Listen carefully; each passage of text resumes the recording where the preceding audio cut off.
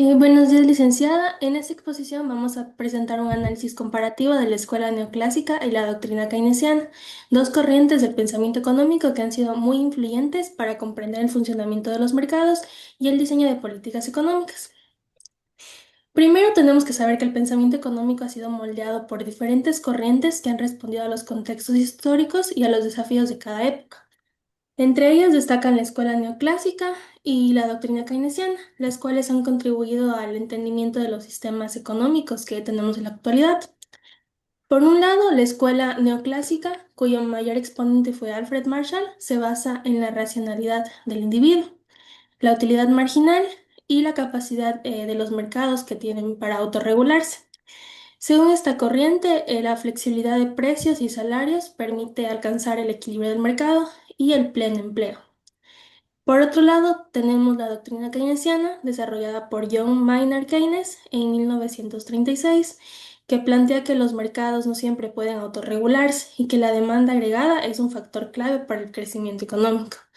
También nos dice que sostiene, es decir, él sostiene que el Estado debe intervenir para corregir desequilibrios y reducir el desempleo. A continuación, va a continuar mi compañera Steffi, que nos explicará la fundamentación teórica relacionada con la escuela marginalista y los aportes de Alfred Marshall. Continuando con la exposición, vamos a hablar sobre la escuela marginalista neoclásica y los aportes de Alfred Marshall.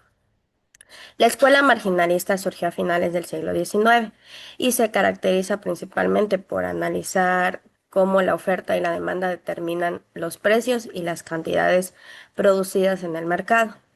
Según esta corriente, los individuos actúan de manera racional, buscando maximizar su utilidad o beneficio.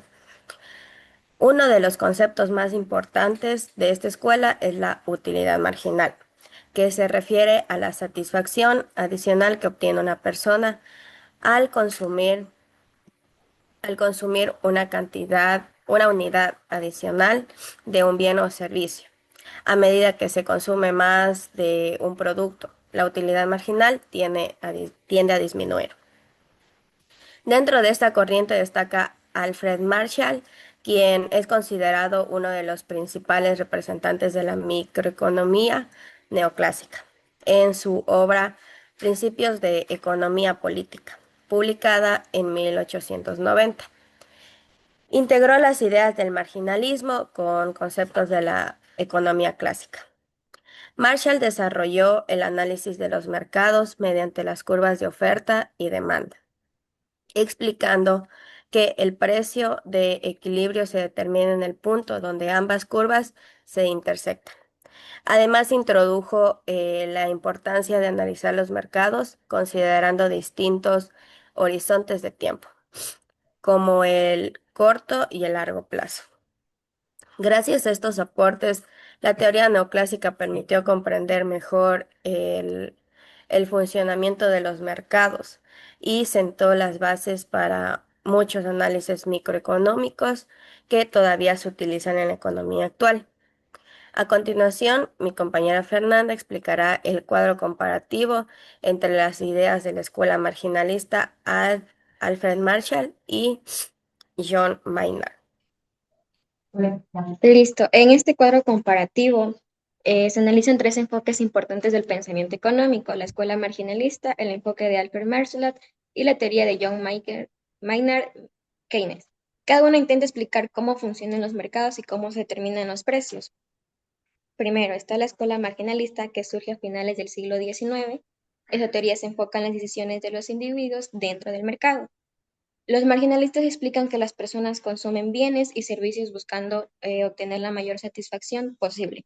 Por eso introducen el concepto de utilidad marginal, que se refiere a la satisfacción adicional que se obtiene al consumir una unidad más de un producto. Según esta teoría, el valor de los bienes depende de la utilidad que las personas les dan. Después encontramos el enfoque de Marslat, quien amplía las ideas de los marginalistas. Marslat explica que el precio de los bienes no depende solo de la utilidad para el consumidor, sino también de los costos de producción. Por eso propone analizar tanto la oferta como la demanda para entender cómo se forman los precios. Su aporte principal fue explicar cómo se alcanza el equilibrio en el mercado cuando que los consumidores quieren comprar coinciden con los productores que quieren vender. Finalmente, la teoría de John Keynes surge durante la gran decisión de la depresión de 1930. Keynes observó que los mercados no siempre se equilibran solos y que pueden existir crisis económicas con mucho desempleo. Por eso planteó el problema muchas veces en la falta de la demanda en la economía. Para explicarlo, Keynes propuso que el Estado intervenga aumentando el gasto público o aplicando políticas económicas que ayuden a reactivar la economía. A continuación, mi compañero Marcos. Gracias. En este caso, yo voy a explicar algo referente a lo que es la demanda, la elasticidad de la demanda. Y no es otra cosa que un indicador que de alguna u otra forma las empresas se valen para poder establecer los precios en función de la sensibilidad de los mismos, o sea, en función de cuán sensibles son los consumidores a cualquier aumento o disminución de precio. Entre los tres principales elementos o características de la elasticidad de la demanda, tenemos que la demanda elástica cuando ella es superior a uno. Es decir, que un pequeño incremento en el precio reduce significativamente las ventas que se puedan movilizar de un producto en el mercado. La demanda inelástica cuando ésta es inferior a uno o menor que uno. Apenas, apenas un cambio pequeño en el precio no causa mayor efecto en los cambios que se puedan dar en las unidades que se puedan movilizar en el mercado. Y la demanda unitaria es que el cambio porcentual en la cantidad es igual al cambio porcentual en el precio. Es decir, en función de cuánto yo incremente mi precio, es lo mismo que va a disminuir las cantidades que yo pueda movilizar en el mercado. Para poder hacer un ejemplo más práctico, tenemos la explicación de tres escenarios distintos, en donde tenemos que la comercialización de kilogramo de papa durante el mes pasado fueron de 1.000 kilogramos a un precio de 75 centavos.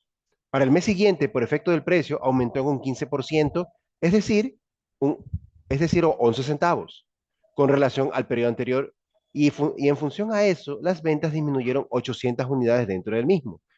Al establecer la fórmula matemática en donde las cantidades que se venden actualmente menos las cantidades vendidas el mes anterior dividida para la anterior por 100, tenemos que hubo una disminución del 5% y el incremento del precio en un 15%. Al dividir estos porcentajes tenemos que es 0.33 en valor absoluto, indicando que la elasticidad de este producto es inferior a 1, la cual se puede llegar a interpretar que la demanda del producto bajo el análisis resultó ser menor que 1. Es decir, que el producto tiene una demanda de tipo inelástica, lo que significa que pese a que las papas incrementen su precio de venta, los consumidores reaccionan muy poco a este cambio, dado que se está analizando un producto de consumo elemental para el ser humano. ¿Ok? Vamos con otro ejemplo. En este caso, con el caso número 3. Un puesto que vende quesos dentro del mercado, con con el valor de $3, se lograron vender 1.500 libras. El dueño del negocio ha tomado la decisión de incrementar el precio a 25 centavos, ocasionando una disminución en sus ventas del 6.67%.